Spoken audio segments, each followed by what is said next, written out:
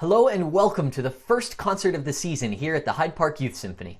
I'm Matthew Shepard, Artistic Director of HPYS, and I'd like to thank you for joining us as we celebrate the truly astonishing work of the students you'll see and hear this evening. We are so glad to have you here with us as a part of our HPYS community to celebrate these awesome musicians. Tonight, you will hear all three of our orchestras perform their repertoire, starting with Preparatory Strings and String Orchestra, and ending with the Youth Symphony. You'll also hear from the musicians directly as they share a little bit about what they've learned this year, both about the repertoire they've studied and about the experience of playing together in this socially distanced orchestra. They'll tell you what it is meant to explore and study this music and what they'll take with them after the final notes of the concert. When we started this season back in September, we knew there would be some surprises, and our student musicians knew too, and they were ready for them. So when 1 month ago on November 17th, we told musicians that we would only have one more in-person rehearsal until January, and that we would use it to record our concert a full month ahead of the planned performance date, it actually still felt a little bit like a surprise, but each orchestra rose to the challenge magnificently. They practiced hard in the 2 days leading up to the recording, preparing the spots they had expected to work on for another full month. And they came to rehearsal with a performance mindset, ready to record not just once, but 2 or 3 or even more times for each piece, rehearsing and polishing sections of the music in between the run-throughs. It wasn't the concert we expected, but it was an amazing example of the resilience and the enthusiasm of these incredible young artists, and we are so proud to share the results with you. Thanks to each of you for being here with us this evening in support of these amazing young musicians. To our board and staff, our parent volunteers, our partners at the University of Chicago, St. Paul and the Redeemer, and First Unitarian, and in the music educator and community across Chicago, we couldn't do this without you. Thank you so much, and enjoy the concert.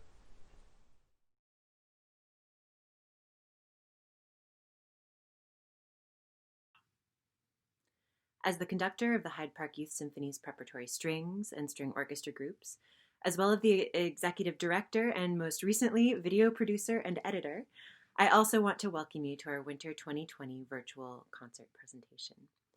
Putting on my hat as the Prep Strings conductor first, I am proud of everything this group has accomplished so far this year. With over twice as many musicians in the group as last year, everyone has come so far as an ensemble player, from our first rehearsal, where playing a scale together was a challenge, to more recently, analyzing major and minor scale patterns, tackling issues of articulation, balance, dynamics, and considering the difference between hearing and really listening. After some reflections from Preparatory Strings and String Orchestra students on virtual and socially distanced rehearsals this past year, the Prep Strings students will offer some program notes of their own on these pieces, lessons learned, challenges. Indeed, one of my favorite parts of the Hyde Park Youth Symphony approach is how we focus on cultivating not just beautiful performances, but a more holistic musical understanding. The 3 pieces we focused on this fall contrast in a number of ways. Etude is a perpetual motion song written by Japanese pedagogue Shinichi Suzuki that requires a steady internal pulse and the ability to orient to different parts of the ensemble. Le Vieux Garçon by 18th century composer Ignatius Sancho, featured in our recent gala guest of honor Rachel Barton Pine's Music of Black Composers project, offers a beautiful exchange between counter melodies and 6/8 time. And Old Joe Clark, an old-time fiddle tune, plays with modes, melodic exchange, and rhythmic motifs that give us plenty of fodder for analysis. With that, I'll turn the rest over to our students.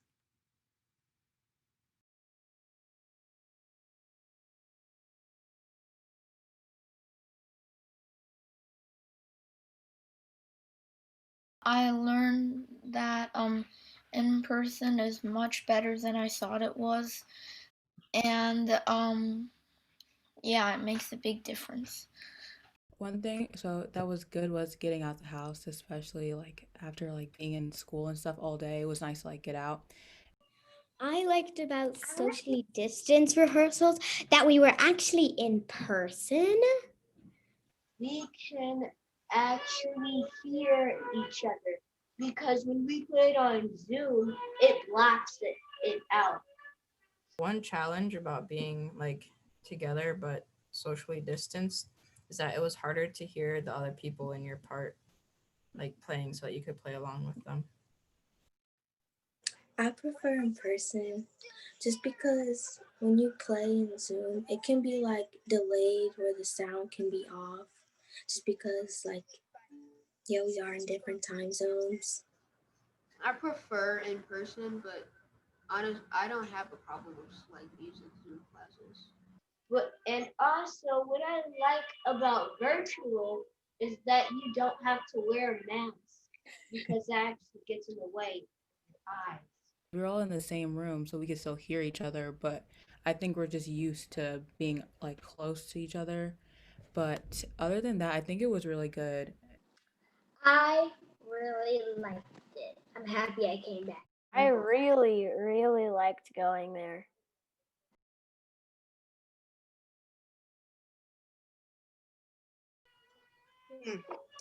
I learned how to stay more focused. In the beginning of Etude, you have a tempo. The cellos play a tempo. There's a lot of scales. And in violin 2, there's also like rests.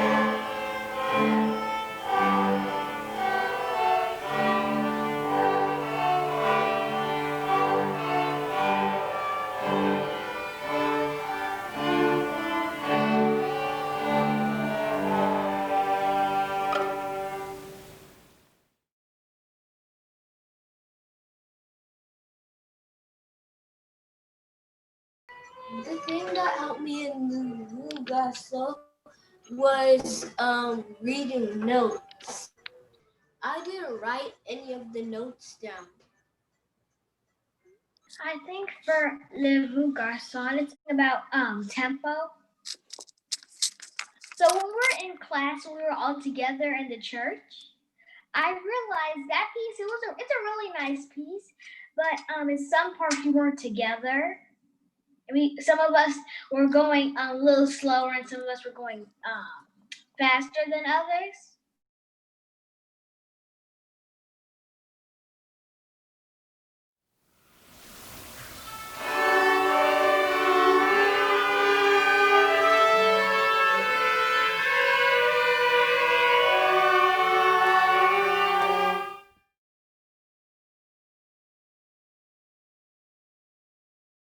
Like say the cellos play separately, and then second violins, and then first violins, then we put it all together and it sounded way better. I think we just need to hear each other.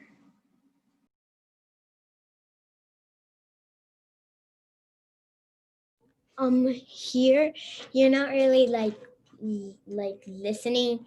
You're not like paying attention to them. You're just like someone's talking on the phone in your house and you happen to walk by. You're not really meaning like to listen, but you just hear them talking. And listen's like someone's talking to you and you're like actually focused on them.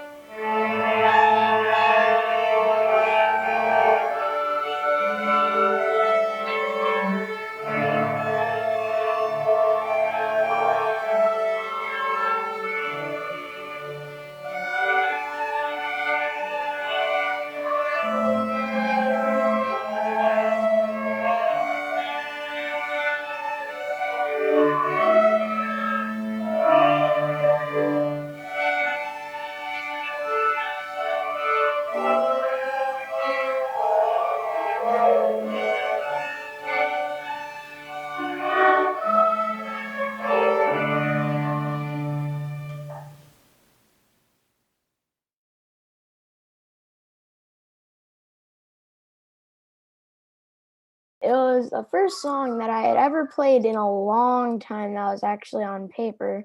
So figuring it out also kind of helped me with other songs that I play. Old Joe Clark. On the last note on the first line is a half note. You hold 2 beats. Was Old Joe Clark. It's like one of the fastest songs, so I think that might help with my tempo. Yeah, in section B.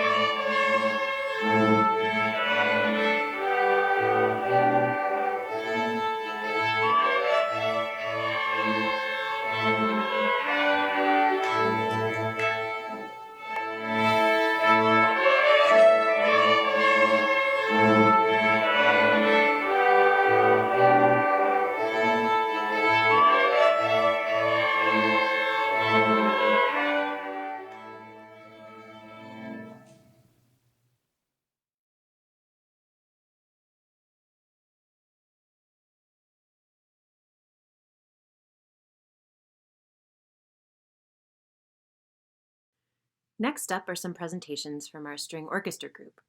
I really gave the students some challenges this cycle, with smaller sections spread out in our beautiful but quite reverberant church space.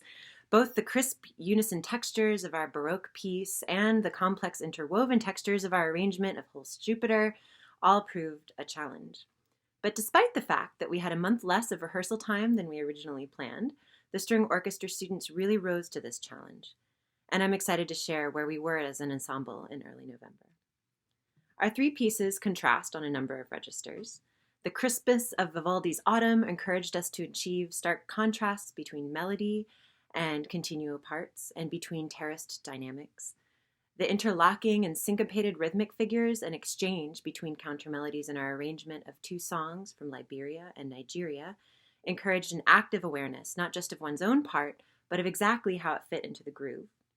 And our arrangement of Holst's Jupiter from his Planets Suite offered a host of musical challenges, from swelling romantic melodies to an elastic sense of time that shapes the work's beautiful phrases.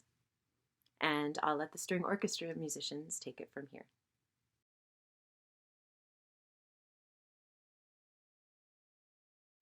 In autumn, I know like we had to work on being loud because we were kind of quiet. That was like a thing that we had to work with, like especially with dynamics.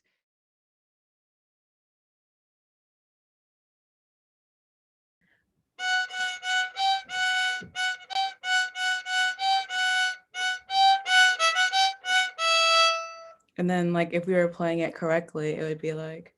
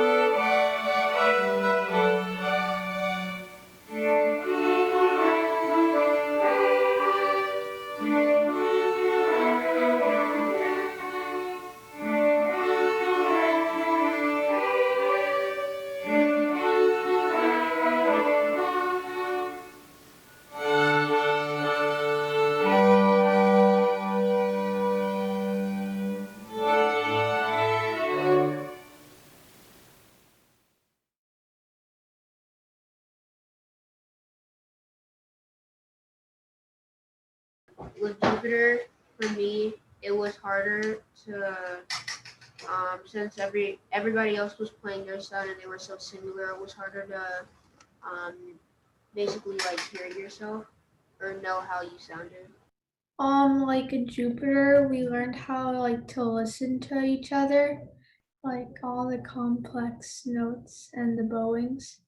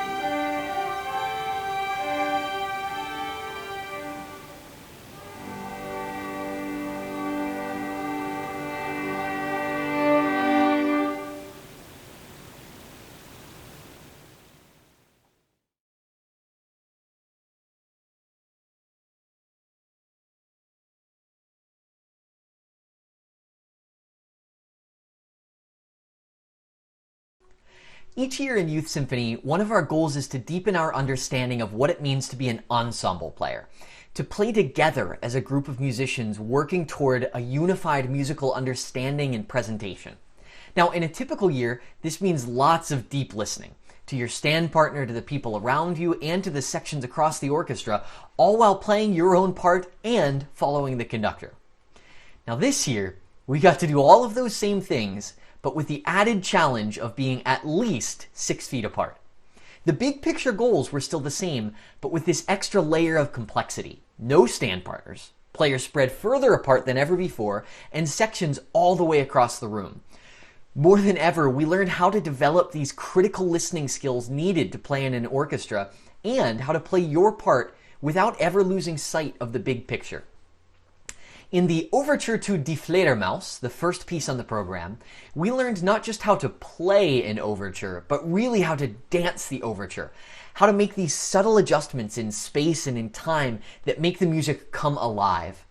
Listen for these subtle relaxations in tempo that create the elegance and the delicate stylized dance in the very first theme, or the Viennese flair of a slightly rushed second beat in the waltz, and the rollicking energy of the ending as we, the orchestra, set the stage for the action to come. And then join us as we dive into the most famous movement from Gustav Holst's The Planets, Jupiter, Bringer of Jollity. From the exuberant and joyful start all the way to the powerful hymn tune in the middle, Youth Symphony students made this piece their own, focusing not just on each note as it came, but on the big picture, the architecture of the music. And then come along with us as we travel to Romania for the final 3 movements of Bartók's Romanian dances in a rip-roaring exploration of folk music wrapped up in Bartók's 20th century language.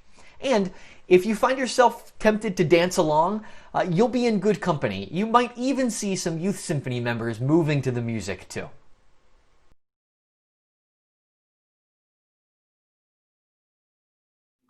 So things that surprised me. I was in the Youth Symphony last year when we were virtual and we submitted recordings of ourselves. And I was surprised by how much I really missed it. I didn't think it was going to be like as difficult to play far away from each other. I didn't really take that into account. Yes, I really benefit from hearing the strings. It was hard to keep track of stuff sometimes. But I was like more surprised after the first time because I was like, I didn't realize how different it was to sit far apart from each other. But like I didn't even think about that going in. I couldn't like hear other people, so what I ended up doing is I had to play a little bit softer and then look at other people and then just find the right rhythm and just try to stay there. I feel like in Hyde Park Youth Symphony, we go over music more in depth. Oh yeah, well then like it was like one of the later weeks. I came in late, I think, and I was like hearing us now. I was like, wait, we actually sound really good. It's hard to find like a sense of community in this current climate, and so it's really nice to just have that. I kind of learned that the Hyde Park's Youth Symphony kind of like welcomes you. I don't know how else to explain it. I think this is my first year, and I think I liked it pretty well. And I think, well, it could have been better if like there was no pandemic, but what can you do? I think it was good to be able to like get outdoors and actually do something. But I think being in person, having a chance to do something that isn't just sitting in front of a Zoom meeting all day was surprising, and I think a good change. I think it kind of helped sharpen our skills, or at least keep them sharp.